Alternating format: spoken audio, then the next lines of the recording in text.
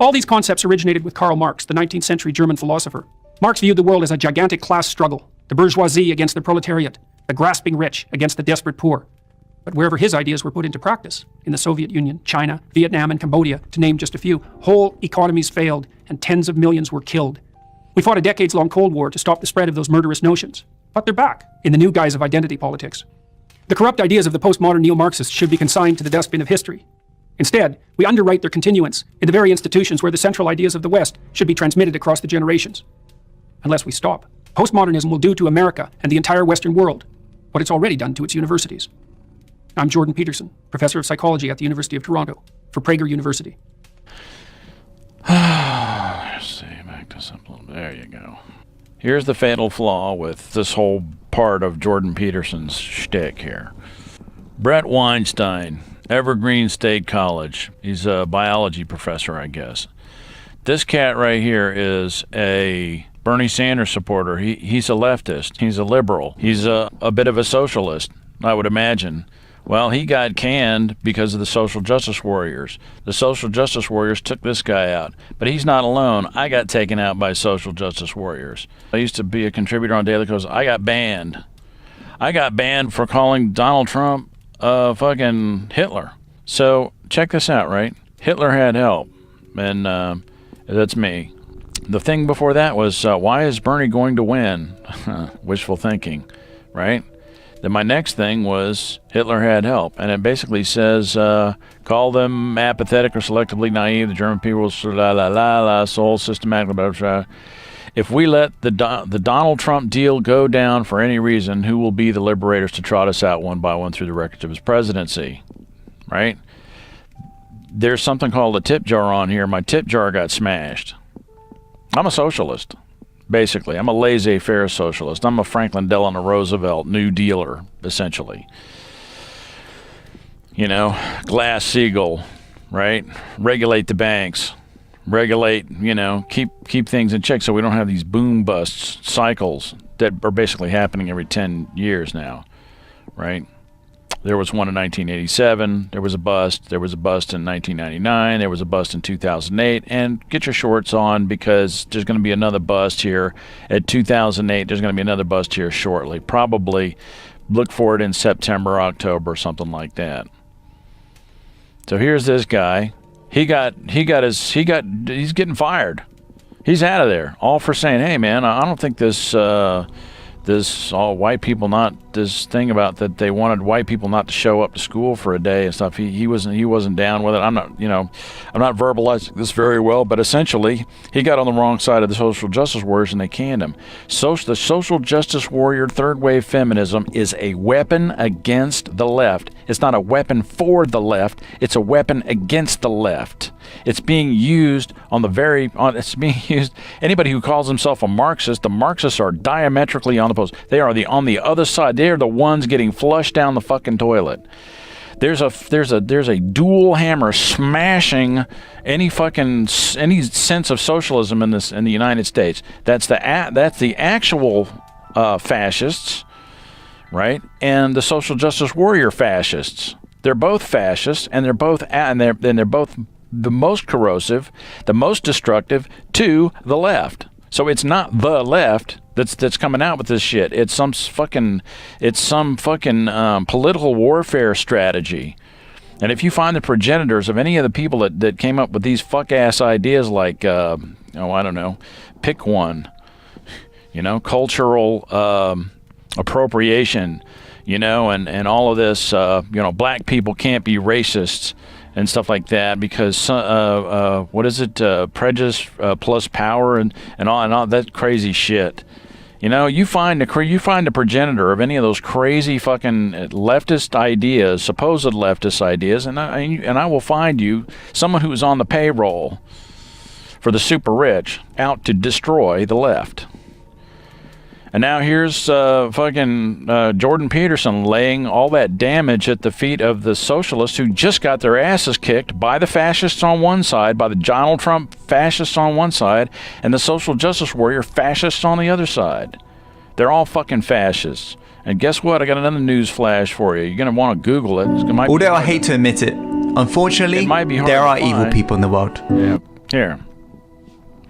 1937. This is Chomsky. All the links will be in the description. Chomsky Hitler history lesson. A 1937 report of the State Department's European Division described the rise of fascism as the natural reaction of the, quote, the rich and middle classes in self-defense, end quote, when the, quote, dissatisfied masses, with the example of the Russian Revolution before them, swing to the left, end quote. Fascism, therefore, quote, must succeed, or the masses, this time reinforced by the disillusioned middle classes, will again turn to the left. So now we got fascism in stereo. You got the Donald Trump supporting fascists, and you got the social justice warrior fascists in stereo, smashing the living shit out of any sort of fucking reasonable, moderate, laissez-faire socialism, FDR, Lyndon Baines Johnson, Great Society, liberalism that might have existed. Both of those elements, all of those elements are being used to go to abject fucking warfare with reasonable white people. Because most people in this country of a certain age, you know, over the age of 40, 35 or 40, remember what this country was like when we had the stability of Franklin Delano Roosevelt laissez-faire socialism, which is not what they're talking about. Yeah, nobody wants Soviet-style bullshit. You know what I mean? Nobody wants that, because full government-controlled society doesn't work. Whatever they got going on in Venezuela, he's talking about Venezuela now, the poster child, and they're canning out toilet paper, blah, blah, blah. Well, you know, because our economy, the U.S. economy with the Federal Reserve and all that stuff, whether you like it or not, is one of the best controlled economies in the world. We have PhDs, genius people, this entire phalanx of fucking geniuses that work in the Department of the Interior and in business, and to keep everything stabilized. And they can't keep it stabilized apparently for any longer than 10 years at that. So, you know, what happens is with full government control, it's never worked. And the reason it doesn't work is because, you know, you end up with someone who one person ends up running the whole shooting match. Totalitarianism doesn't work because that tyrant, if they end up being a tyrant, then they end up making some sort of arbitrary rule changes, which is what happened in Venezuela. You know, it's not a system at fault there. You got an idiot, you know, making tyrannical moves. You got to, you know, look at the person who's in charge. So yeah, totalitarianism, yeah, that ain't gonna work. What you have to have, the kind of system that you have to have is a system where people who are, you know, qualified and educated run the things that they're supposed to run. You think that Donald Trump can't become a totalitarian dictator? And what's going to happen when he does? What happens when he makes a bad decision, right? Make no mistake, there are people on the left who love Jordan Peterson, and the reason that they love him is because he is going to abject fucking warfare with the social justice warriors. Most of the people that I know that have any left leanings at all whatsoever just love Jordan Peterson, because Jordan Peterson is bashing the shit out of the social justice warriors and the third wave feminists.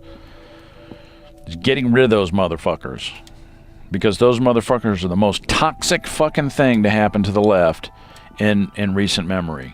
And it's worked so well, you know, and now they can take all that social justice warrior third wave feminism poison and mix it all up with the left and call it all the left and sweep it out and flush it all down the toilet, baby with the bathwater. And then meanwhile, socialists are like, you know, wow, what the hell just happened? Well, what happened is you just got maneuvered. This is right out of the Lyndon LaRouche playbook. Google it, Lyndon LaRouche. Dude was a fucking genius. This thing about the individual and all this, and we're just, you know, the people that I know, we're just sitting here watching this whole deal go down, race and gender and identity politics. It's totally toxic, totally completely and totally toxic. There have been people jumping up and down about, you know, socialists, laissez-faire socialists, jumping up and down about this whole bullshit for years now. Nobody likes it. Nobody likes identity politics. Nobody. It's just wrong from jump.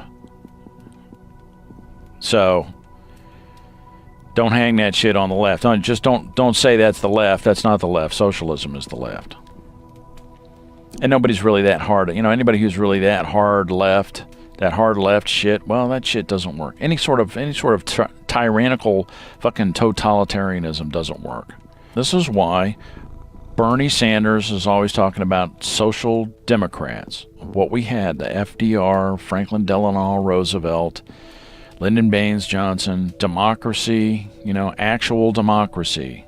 Because if you just take the restraints off of the economy, if you are completely deregulated, eventually one person will own virtually everything, and then you're not going to have democracy. You know, once the super rich have enough power, once you concentrate of power enough, democracy vanishes. So that's why you have to have a little bit of socialism. So that's it. That's all I got. My name is R. Crosby Lyles, and this has been News from the Can. Thanks for watching. See you.